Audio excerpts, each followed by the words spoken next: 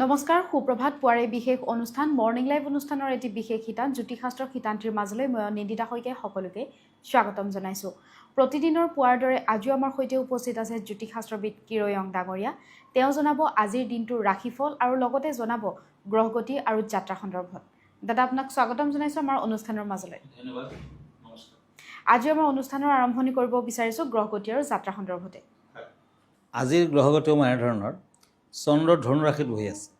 আজি মংগল কন্যা ৰাশিত, আজি কেতু আৰু লগ্ন সিংহ ৰাশিত বহি আছে, ৰবি বুধ কৰ্কট ৰাশিত, বৃহস্পতি শুক্ৰ আজি মিথুন ৰাশিত বহি আছে, আজি শনি মীন ৰাশিত বহি আছে আৰু ৰাহু আজি কুম্ভ ৰাশিত বহি আছে। আজি 20 শাওণ শুক্লা দ্বাদশী তিথি, মূলা নক্ষত্ৰ, বৈদ্যুতি যুগ, বালকৰণ, ধনু ৰাশি, দেৱাৰীগণ, ক্ষত্ৰিয় বৰ্ণ, বৈদ্যুতি যুগ, যাত্ৰা আজি নাই। আজিৰ দিনটোত বিভিন্ন দিশত সিদ্ধি যুগ আছে। শুভকৰ্ম, গৰ্ভাধান, পঞ্চামৃত, সাতভক্ষণ, মুখান্নপ্ৰাশন, জাতকৰ্ম, গ্ৰহ পূজা, শান্তি হস্তয়ন আদি। দিনটোত পুৰৈ শাক খোৱা নিষেধ আৰু বেঙেনা খোৱা নিষেধ। এতিয়া আহিছোঁ দিনটোৰ ৰাশিফললৈ। প্ৰথমতে মেষ ৰাশিৰ ফলাফল কম। এৰিছ, ওৱান্স এণ্ড পেণ্টাকলছ, এই দুখন কাৰ্ড মতে ব্যৱসায় বাণিজ্যত নতুন সমস্যাৰ সৃষ্টি হ'ব পাৰে। বিদ্যাৰ্থীসকলে আজি মোটামুটি ভাল ফল পাব। প্ৰাপ্য ধন লাভৰ সুযোগ। আজি বেঙুনীয়া কালাৰ শুভ, ৰঙা বৰণটো অশুভ। এতিয়া চ'ৰ্চ এণ্ড কাপছ, বৃষ ৰাশি, তৰাছ, এই দুখন কাৰ্ড মতে কৰ্মৰ ক্ষেত্ৰত ব্যস্ততা বৃদ্ধি পাব। দাম্পত্যত ভালে যোগ দেখা যায়। আজি নিৰামিষ আহাৰ গ্ৰহণ কৰক। ব্লু কালাৰ লাকি, য়েলো কালাৰ আনলাকি।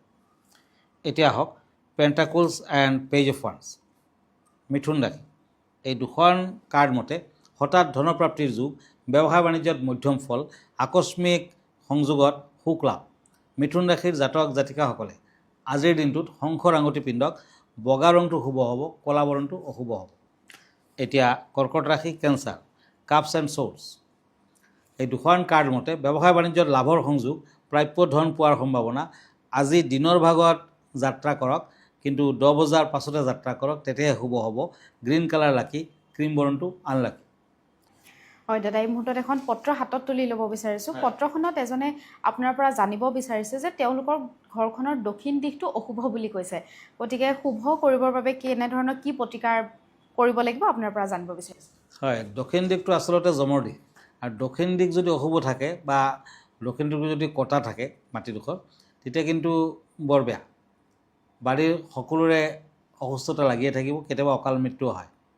ঘৰত দক্ষিণ দিশে যদি চিমেণ্টৰ ডাঙৰ ডাঙৰ কিবা বা ইটা আদি যদি ৰাখি থয়, চিমেণ্টৰ বস্তা যদি ৰাখি থয়, তেতিয়া কিন্তু বেয়া। আৰু সেইটো দিশত যদি অশুভ ফল দিয়ে, তেতিয়া ডাঙৰ ডাঙৰ গছ লগাওক, বিশেষকৈ নিম গছ আৰু বেলগছ লগালে বিশেষ শুভ। আৰু সদায় মংগল যন্ত্ৰম পাঠ কৰক, মংগলৰ মন্ত্ৰ পাঠ কৰক, ভাল হ'ব। ঘৰৰ দক্ষিণ দিশৰ দেৱালত হনুমানৰ ৰঙা ফটো ৰাখিলে খুবেই মংগলজনক। ঘৰৰ দক্ষিণ দিশে মংগল যন্ত্ৰ স্থাপন কৰক আৰু নীতি নিয়মেৰে পূজা পাতল কৰক, তেতিয়াও শুভ ফল দিয়ে। দক্ষিণ দিশৰ অধিকাৰী হ'ল মংগল গ্ৰহ, গতিকে মংগল গ্ৰহক প্ৰসন্ন কৰক, সদায় আপুনি শুভ ফল পাব। দক্ষিণৰ দোষ কাটিব। পাৰিলে দক্ষিণ দিশত পঞ্চমুখী হনুমানৰ ফটো লগাওক, তেতিয়াও কিন্তু ভাল ফল দিয়ে।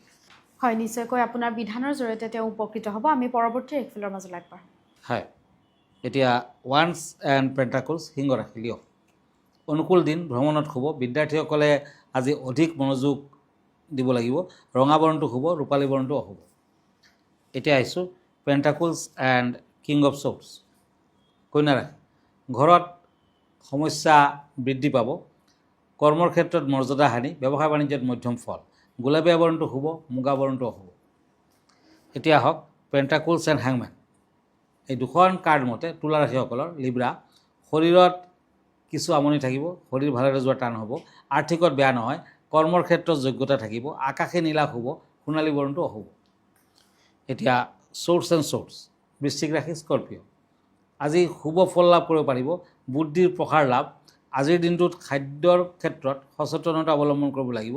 দিনটোত দান ধ্যান কৰক, ভাল হ'ব। অৰেঞ্জ কালাৰ লাকি, গ্ৰীণ কালাৰ আনলাকি। হয়, আজি বিষয়ৰ সন্দৰ্ভতো আমি জানিম, কিন্তু অনুষ্ঠানৰ মাজত এইখিনিতে সময় হৈছে খন্তেক সময়ৰ বাণিজ্যিক বিৰতিৰ। মই বাণিজ্যিক বিৰতিৰ পাছত পুনৰ স্বাগতম জনাইছোঁ মৰ্নিং লাইভ অনুষ্ঠানৰ এটি বিশেষ শিতান জ্যোতিষশাস্ত্ৰৰ শিতান্তিৰ মাজলৈ। দাদা, আজি কেনেধৰণৰ বিষয় আছে আমাৰ দৰ্শকসকলৰ বাবে? হয়, আমি বিভিন্ন মঠ মন্দিৰত চূড়া দেখা পাওঁ। এই চূড়াৰ কিন্তু কিছু বিশেষত্ব আছে, গতিকে আজি ক'ম মন্দিৰৰ চূড়াৰ বিষয়ে। মন্দিৰৰ চূড়া ঘৰণী আৰু গুপ্ত শক্তি। আপুনি জানেনে, মন্দিৰৰ চূড়া কেৱল দেখাতেই ডাঙৰ নহয়, ইয়াৰ প্ৰতিটো অংশে এক গভীৰ অৰ্থ বহন কৰে। আকাৰ চূড়াটোৰ আকৃতি পিৰামিড বা পৰ্বতৰ দৰে।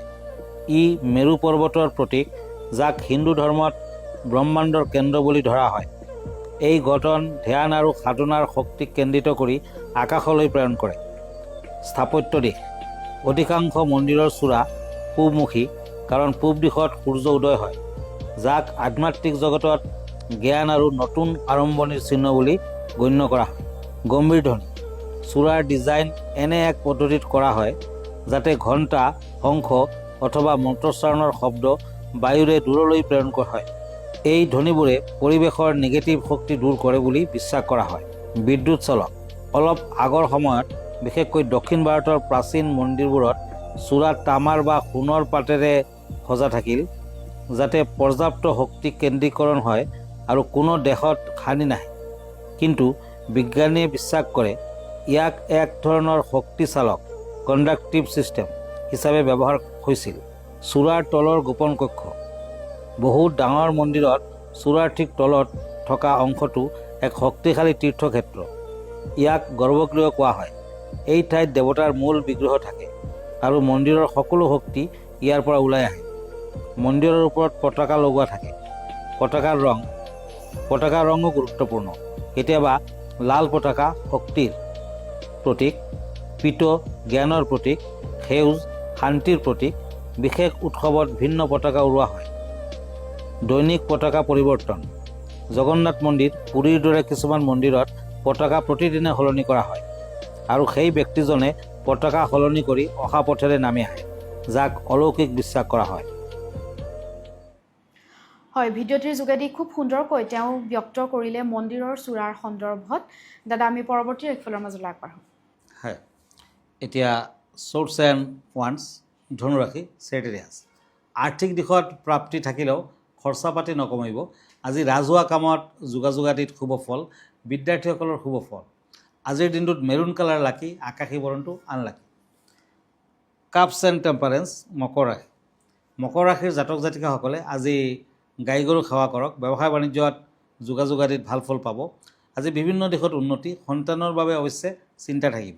ব্লেক কালাৰ লাকি, ব্লু কালাৰ আনলাকি। কুম্ভ ৰাশি চ'ৰ্টছ এণ্ড কাপছ একুৰিয়াছ। ঘৰুৱা পৰিৱেশ মজলীয়া হ'ব। আৰ্থিকত লেনদেন কৰোঁতে সাৱধান হওক। দূৰ ভ্ৰমণৰ যোগ আছে। বিদ্যাৰ্থীসকলৰ মধ্যম ফল। আজি কুম্ভ ৰাশিৰ জাতক জাতিকাসকলে শনি মন্দিৰত ফল মূল আগবঢ়াওক, ভাল হ'ব। ক্ৰীম কালাৰ লাকি, ৰেড কালাৰ আনলাকি। এতিয়া মীন ৰাশি পেণ্টাকুলছ এণ্ড নাইট অফ ওৱান্স। এই দুখন কাৰ্ড মতে আপোনাৰ বাহ্যিক দিশত শান্তি থাকিব, পঢ়া শুনাত শুভ ফল, কৰ্মৰ ক্ষেত্ৰত খ্যাতি লাভ। ইয়ালে কালাৰ লাকি, গোলাপীয়া বৰণটো আনলাকি। হয় দাদা, ধন্যবাদ জ্ঞাপন কৰিছোঁ। যিহেতু আমি অনুষ্ঠানটি শেষ কৰিব লাগিব, অনুষ্ঠানটি শেষ কৰাৰ পূৰ্বে আপোনাৰ ঠিকনাটো এবাৰ দৰ্শকসকলক জনাই দিব। হয়, আপুনি যদি মোৰ ফেচবুক পেজ চাৰ্চ কৰে তেতিয়া কিৰো য়াং ৰত্ন কুবেৰ বুলি চাৰ্চ কৰিব পাৰে। মই ইনষ্টাগ্ৰামত আছোঁ, মই ইউটিউবতো আছোঁ। আৰু এভৰি ছানডে ৰাতি 10টামান বজাত মই প্ৰাগ নিউজত আহোঁ, লাইভ প্ৰগ্ৰামত থাকোঁ। আপুনিও আপোনাৰ কুৱেশ্যনখিনি পোনপটীয়াকৈ মোলৈ কৰিব পাৰিব। আৰু যদি আপুনি অনলাইনত মোক এপইণ্টমেণ্ট ল'ব খুজিছে, নতুবা ব্যক্তিগতভাৱে মোৰ লগত দেখা কৰিব খুজিছে, তেতিয়া আমাৰ ঠিকনা এষ্ট্ৰলজাৰ কিৰো য়াং Ratna Kuber gems and jewellery, Paltan Bazaar, Manipuri বস্তি, গুৱাহাটী 7। ফোন নাম্বাৰটো হ'ল 9085949309। আন এটা নাম্বাৰ 8822111171। আমাৰ ইমেইল এড্ৰেছটো হ'ল kiroyangastrologer@kiroyang.com। ধন্যবাদ, নমস্কাৰ। আৰু ইয়াৰ লগে লগে মই নিদিতা শইকীয়াই জ্যোতিষশাস্ত্ৰ হিতান্তিৰ পৰা বিদায় লৈছোঁ। ধন্যবাদ।